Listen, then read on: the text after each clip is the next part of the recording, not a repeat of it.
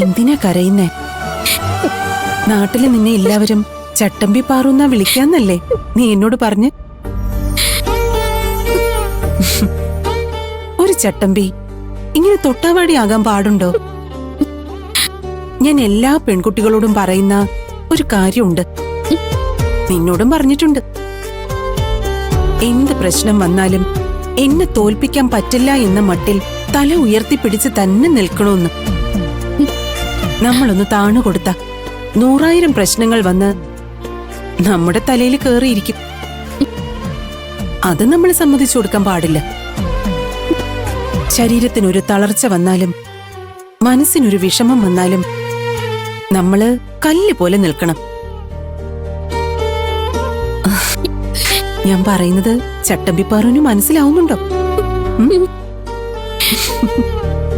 നിന്റെ ആഹാര കാര്യങ്ങളിലൊക്കെ നല്ല ശ്രദ്ധ വേണമെന്നാ ഡോക്ടർ പറഞ്ഞിരിക്കുന്നത്. തൽക്കാലം ഹെവി ഫുഡ് ഒന്നും കഴിക്കണ്ട. നമ്മള് ഇപ്പൊ തന്നെ തിരിച്ചു പോവും. പൊടിയരിക്കഞ്ഞി ഉണ്ടാക്കാൻ ഭാഗ്യലക്ഷ്മിയോട് വിളിച്ചു പറയാം.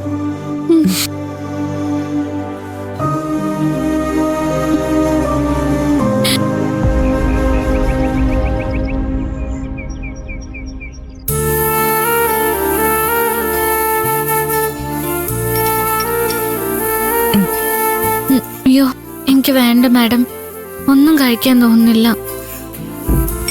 ഇപ്പൊ തന്നെ നിനക്ക് നല്ല ക്ഷീണമുണ്ട്. ഒന്നും കഴിക്കുക കൂടി ചെയ്തില്ലെങ്കിൽ എഴുന്നേറ്റ് നടക്കാൻ കൂടി നിനക്ക് കഴിയില്ല.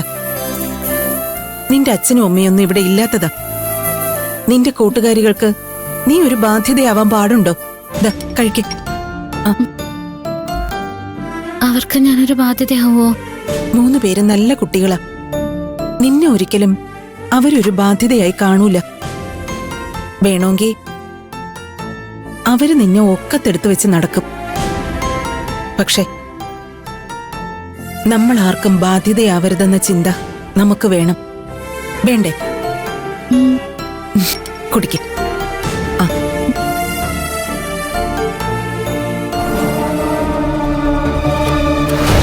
പുതിയതായി കല്യാണം കഴിച്ച പെൺകുട്ടികൾക്ക് കോമണായി കണ്ടുവരാറുള്ള പ്രശ്നങ്ങളാ ഞാൻ പാർവതിയിൽ കണ്ടത്. നിനക്ക് പെട്ടെന്ന് ഇങ്ങനെ വരാൻ എന്താ കാരണം?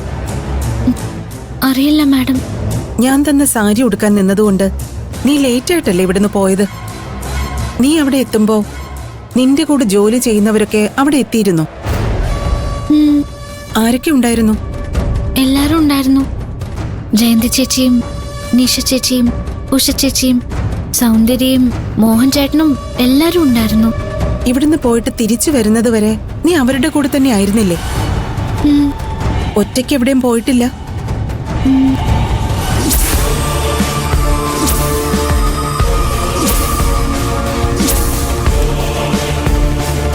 എന്തോ വയ്യായിക തോന്നിയിട്ട് മുഖം കഴുകാൻ പോയതല്ലാതെ ഞാൻ ഒറ്റയ്ക്ക് എവിടെയും പോയിട്ടില്ല. എന്താ മാഡം? ഏയ്, ഒന്നുമില്ല. ഞാൻ വെറുതെ ചോദിച്ചെന്നേ ഉള്ളൂ. നീ കുടിക്ക. ഓ,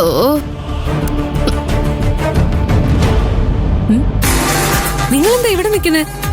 ഒരു അത്ഭുത കാഴ്ച കണ്ട അറിയാതെ നിന്നുപോയതാ. അത്ഭുത കാഴ്ചയോ? നോക്ക്.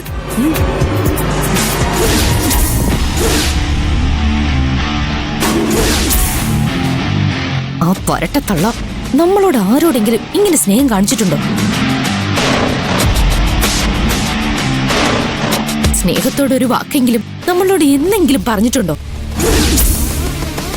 ഈ കണക്കിന് പോയാ ആ തള്ള അവളെ തോളത്തിട്ട് നടന്ന് താരാട്ട് പാടി ഉറക്കും.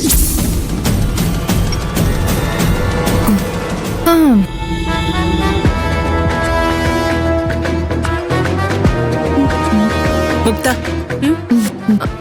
ഇവിടെ വരൂ.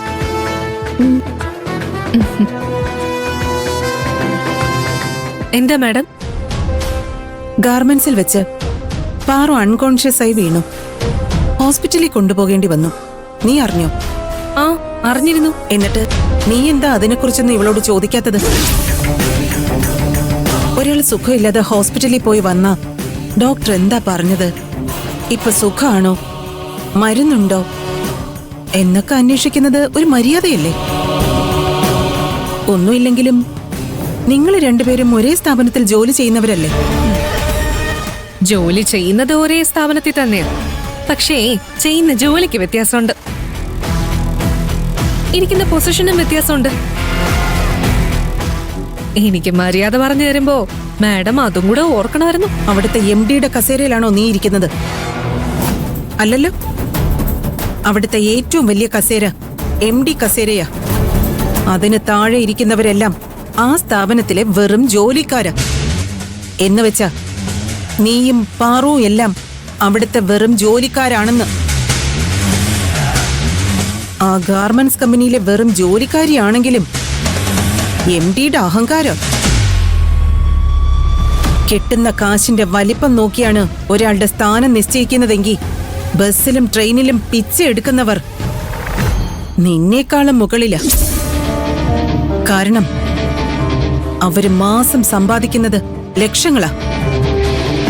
നിനക്കതിന്റെ പകുതി കിട്ടുന്നുണ്ടോ? എന്നെക്കൊണ്ട് കൂടുതൽ പറയിപ്പിക്കരുത്. പറവാ വാ. പതുക്കെ.